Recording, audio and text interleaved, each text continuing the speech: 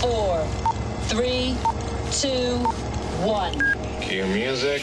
This is Movies First with Alex First. Esoteric claptrap or a masterful and challenging work? There'll be advocates on both sides of the equation with The Square, which won the Palme d'Or at the Cannes Film Festival.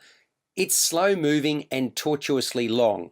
I defy anyone to neatly make sense of it all because there are undoubtedly obtuse elements.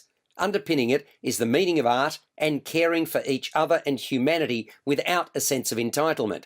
Christian, played by Claes, is the respected curator of a prestigious Swedish contemporary art gallery. A divorced father of two, he drives an electric car, says all the right things, supports good causes, and is on the verge of opening his new show. The Square is an art installation that invites passers-by to examine their willingness to help others. But disaster strikes when Christian's phone is stolen, his new performance piece turns dangerously awry, and his marketing campaign goes viral for all the wrong reasons.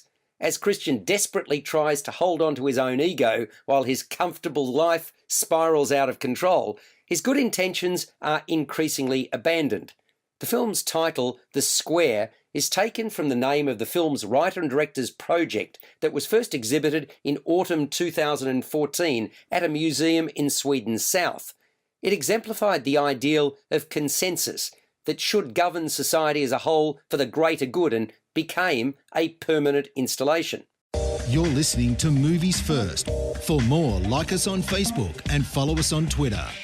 I appreciated the often bold and direct execution of this movie. That starts with the first scene, when an attractive American journalist, played by Elisabeth, asks the museum's curator, around whom the film revolves, a particularly pointed question. Probably the most confronting example occurs at an elegant dinner much later in the piece, but these are far from atypical examples. So, surprises and shocks are built into the script that sees the story tackle several personal and professional boundaries of appropriate behaviour.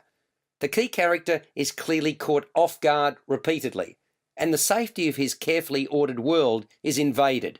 But then that's what the filmmaker Ruben Östlund wanted to do, shake up Christian's world to reflect a greater sense of concern for what's happening around us. Some arcs are more fully explored than others, which don't appear to have been fully formed.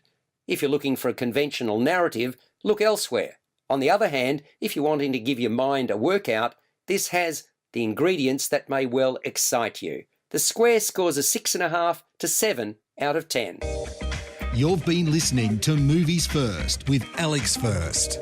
Subscribe to the full podcast at Audioboom, Stitcher and iTunes, or your favourite podcast distributor. This has been another quality podcast production from Bytes.com.